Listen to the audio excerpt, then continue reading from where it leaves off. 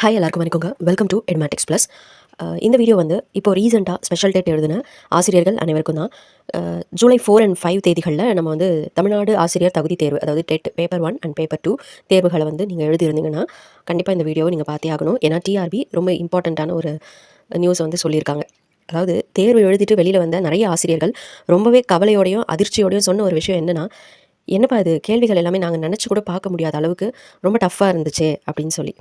இது வந்து பல தேர்வர்களுடைய கருத்து அப்படின்னாலும், சில தேர்வர்கள் வந்து முன்னாடியிலேருந்தே டெட்டு, எஸ்ஜிடி, டிஆர்பி, யூஜிடிஆர்பி, பிஜிடிஆர்பின்னு சொல்லிட்டு ப்ரிப்பேர் பண்ணுறவங்களுக்கு இது கொஞ்சம் ஈஸியாகவே தான் இருந்துச்சு. அண்ட் இப்போ வந்து காமன் டெட்டுக்கு ப்ரிப்பேர் பண்ணுற ஸ்டூடெண்ட்ஸ்க்கு இந்த பேப்பர் பார்த்தா ரொம்ப ஈஸியாக இருந்துச்சு. அண்ட் இதில் சில பேர் வந்து சொல்லியிருந்த விஷயம் என்னென்னா, ரொம்ப வந்து டஃப்பாக கேட்டிருந்தாங்கப்பா, கொஷின்ஸ் எல்லாமே ரொம்ப ரொம்ப டஃப்பு, இந்த மாதிரி வந்து எக்ஸ்பெக்ட் பண்ணவே இல்லை. ஸோ அதனால் வந்து மார்க்ஸ் எல்லாம் வந்து குறைக்கணும், பாஸ் மார்க்ஸ் அப்படின்னு சொல்லியெல்லாம் நிறைய பேர் சொல்லியிருந்தாங்க. அதுக்கு நம்ம டிஆர்பி தரப்புலேருந்து ஒரு விளக்கத்தை கொடுத்துருக்காங்க. அது என்ன விளக்கம் அப்படின்னு சொல்லி பார்த்தீங்கன்னா, அதாவது ஃபஸ்ட்டு இந்த தேர்வு எழுதின ஆசிரியர்கள் குழப்பம்லாம் அடைய வேண்டாம். நீங்கள் வந்து நம்ம படித்தது ஒன்று, கேட்டது ஒன்று, அப்போ சிலபஸ்லேருந்து கேள்விகள் கேட்கல, அந்த மாதிரியான விவாதங்கள் எல்லாமே கொண்டு வரீங்க. பட் அதுக்கு எல்லாத்துக்கும் வந்து டிஆர்பி ஒரு அஃபிஷியலான விளக்கத்தை கொடுத்துருக்கு. ஸோ இப்போ அந்த அத்தனை கேள்விகளுக்கும் ஒரு முற்றுப்புள்ளியை நான் வச்சுறேன்னு சொல்லிட்டு தான் இந்த ப்ரெஸ் ரிலீஸே வந்திருக்கு. ஸோ இதில் அவங்க கொடுத்துருக்கிற அந்த விளக்கங்கள்லாம் வந்து பார்த்திங்கன்னா, நமக்கே வந்து இப்படிலாம் கூட இருப்பாங்களா அப்படின்னு தோணும். ஸோ எதனால் கேள்விகள்லாம் அப்படி கேட்கப்பட்டுச்சு அப்படிங்கிறத நான் தெளிவாக சொல்கிறேன். ஏன்னா அவங்க கொடுத்துருக்கிற விளக்கம் இதுதான். ஸோ நம்ம இந்த விளக்கத்துக்குள்ளே போகிறதுக்கு முன்னாடி இந்த எக்ஸாமில் எவ்வளோ பேர் போட்டி போட்டாங்க, எவ்வளோ பேர் எழுதுனாங்க அப்படிங்கிற ஒரு புள்ளி விவரத்தை நம்ம தெரிஞ்சுக்கணும் இல்லைங்களா. ஸோ ஃபஸ்ட்டு பேப்பர் 1, இதுக்கு வந்து தமிழ்நாடு முழுக்க இருந்து 222 தேர்வு மையங்கள் அமைக்கப்பட்டிருந்துச்சு. இதில் 59,535 ஆசிரியர்கள் கலந்துக்கிட்டு இந்த தேர்வை எழுதினாங்க. அடுத்தது வந்து பார்த்திங்கன்னா பேப்பர் 2. பேப்பர் 2ல் வந்து இதுக்கு ரொம்ப அதிகமான தேர்வு மையங்கள் ஒதுக்கப்பட்டிருந்துச்சு. 613 தேர்வு மையங்கள். இதில் 1,60,60,929 ஆசிரியர்கள் வந்து இந்த தேர்வை எழுதினாங்க. ஸோ அப்போது யோசிச்சு பாருங்கள், மொத்தமாக 2,00,000க்கும் அதிகமான ஆசிரியர்கள் எழுதின இந்த தேர்வில் தான் இப்போது கேள்விகள் கடினம், சிலபஸ்லேருந்து கேட்கல அப்படிங்கிற பேச்சு எல்லார் முன்னாடியும் இருக்குது. இப்போது நம்ம டிஆர்பி கொடுத்த விளக்கத்துக்கு வந்துடலாம்.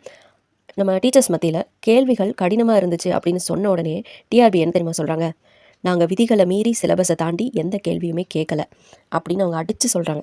நாங்கள் அப்படிலாம் விதியெல்லாம் மீறிலாம் எந்த கேள்வியுமே கேட்கலையே, சிலபஸுக்குள்ளே இருந்து தான் எல்லா கேள்வியும் கேட்டிருக்கோம், சிலபஸை தாண்டி ஒரு கேள்வி கூட இல்லை அப்படின்னு சொல்லியிருக்காங்க. அண்ட் அவங்க அதுக்கு வந்து ஆதாரமாக எதை காட்டுறாங்கன்னா, போன 13ஆம் தேதி, அதாவது பிப்ரவரி 13/2/2026 அவங்க ஒரு டெட்டு தேர்வுக்கான அதிகாரப்பூர்வ அறிவிக்கை ஒன்று வெளியிட்டிருப்பாங்க. ஸோ அதை தான் வந்து அவங்க ப்ரூஃபாக காமிக்கிறாங்க. ஸோ அந்த நோட்டிஃபிகேஷனில் பேஜ் நம்பர் 3 அதில் வந்து 4வது தலைப்பில் கொடுத்துருப்பாங்க, ஸ்ட்ரக்சர் அண்ட் கண்டென்ட் அப்படின்னு சொல்லி. பாடத்திட்டம் எப்படி இருக்கும்னு நாங்கள் முன்னாடியே தெளிவாக கொடுத்துருந்தோம் அப்படின்னு சொல்லி அவங்க அந்த நோட்டிஃபிகேஷனை வச்சு சொல்கிறாங்க. ஸோ இந்த பாடத்திட்டம் எல்லாம் நாங்களாகவே இஷ்டத்துக்குலாம் உருவாக்கலை.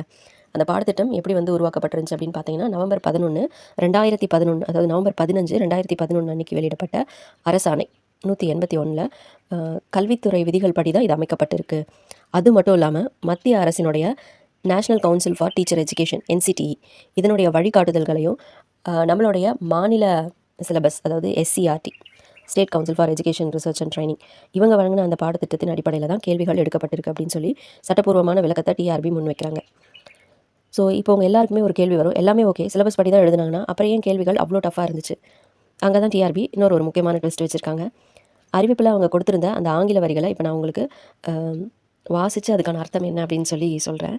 முதல்ல பேப்பர் 1 பற்றி அவங்க என்ன சொல்லியிருக்காங்கன்னா, The questions in Tamil Nadu Teacher Eligibility Test Paper 1 will be based on the topics of prescribed syllabus of the state for class 1 to 5, but the standard as well as linkages will be set up to the secondary stage.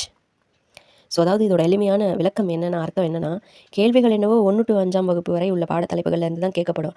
ஆனால் அந்த கேள்விகளுடைய தரமோ அந்த ஆழமோ நமக்கு எப்படி வரும் அப்படின்னு பார்த்தீங்கன்னா, standard and linkage 10ஆம் வகுப்பு தரம் வரைக்கும் இருக்கும். இப்போ புரியுதா? நீங்கள் ஏன் 5ஆம் வகுப்பு புக்கை மட்டும் படிச்சுட்டு போனால் பத்தாதுன்னு? ஸோ அது வந்து 1 to 5ல் தான். ஆனால் அந்த கேள்விகளுடைய தரம் எப்படி இருக்குன்னா 10th ஸ்டாண்டர்ட் மாதிரி தான் இருக்குன்னு அவங்களே சொல்லிட்டாங்க. சரி, அடுத்ததாக பேப்பர் 2. அந்த பேப்பர் 2க்கு வந்து பார்த்தோன்னா அவங்க என்ன சொல்லியிருக்காங்கன்னா, The questions in the Tamil Nadu Teacher Eligibility Test Paper 2 will be based on the topics of the prescribed syllabus of state for class 6 to 8, but the standard as well as linkages will be up to higher secondary stage. இதோட அர்த்தம் என்னென்னா, கேள்விகள் 6லேருந்து 8ஆம் வகுப்பு வரைக்கும் உள்ள பாடப்புத்தகங்கள்லேருந்து தான் வரும். ஆனால் அதனுடைய தரம் வந்து, அப்புறம் அதனுடைய பாடத்தொடர்பு அப்படிங்கிறது 12ஆம் வகுப்பு தரம் வரைக்கும் இருக்கும். ஸோ அதனால தான் கேள்விகள் உங்களை ரொம்ப யோசித்து விடையளிக்கிற மாதிரி கடினமாக இருந்திருக்கு. மற்றபடி வந்து இதில் டஃப்பெல்லாம் வந்து ரொம்ப கிடையாது. ஸோ சுருக்கமாக நம்ம சொல்லணும்னா, ஆசிரியர் தேர்வு வாரியம் அவங்களுடைய பத்திரிகை செய்தியின் முடிவில் என்ன சொல்கிறாங்கன்னா, நடந்து முடிஞ்ச தகுதி தேர்வு தாள் 1, தாள் 2 பேப்பர் 1 அண்ட் பேப்பர் 2 வினாத்தாள்கள் எல்லாமே நாங்கள் ஏற்கனவே சொன்னபடி NCTE விதிகள் படியும் அரசாணையில் உள்ள பாடத்திட்டத்தின் அடிப்படையில் மட்டும்தான் கேட்கப்பட்டிருக்கு அப்படின்னு தெளிவுபடுத்திட்டாங்க. ஸோ இதிலிருந்து நமக்கு என்ன தெரியுதுன்னா, இனிமே வர காலங்களில் நம்ம டெட்டு தேர்வுக்கு படிக்கும்போது வெறும் அந்தந்த வகுப்புகளுக்கான புத்தகங்களை மட்டும் படிக்காமல் அதோடைய லிங்கேஜ் எங்கே இருக்குதுன்னு பார்த்து 10வது 12வது வகுப்பு புத்தகங்கள் வரைக்கும் ஆழமாக படிக்கணும் அப்படின்றது தான். So my dear teachers friends, இனிமேல் டீச்சர் ஆகக்கூடியவங்க எல்லாருமே கவனிச்சுக்கோங்க. டிஆர்பி கொடுத்துருக்கிற இந்த விளக்கம் பற்றி நம்ம எந்த குறையும் சொல்ல முடியாது. ஏன்னா அவங்க தெளிவாகவே சொல்கிறாங்க, நாங்கள் என்ன வந்து ஜிஓ கொடுத்துருந்தோமோ, என்ன சிலபஸ் கொடுத்துருந்தோமோ அதுபடி தான் நாங்கள் கேட்டிருக்கோம். ஸோ அதனால் நீங்கள் இது வந்து டஃப்பாக கேட்டாங்க, இது வந்து சிலபஸ்லேருந்து வரல அப்படின்னு சொல்கிறதுக்கெல்லாம் வாய்ப்பே இல்லை. ஸோ இந்த விளக்கத்தை பற்றி நீங்கள் என்ன நினைக்கிறீங்க? எக்ஸாம் எழுதின உங்களுக்கு உண்மையிலேயே கேள்விகள் அவுட் ஆஃப் சிலபஸ் மாதிரி தான் இருந்துச்சா, இல்லை சிலபஸ்குள்ளே இருந்து தான் வந்து இருந்துச்சா அப்படிங்கிறத தெளிவாக சொல்லுங்கள்.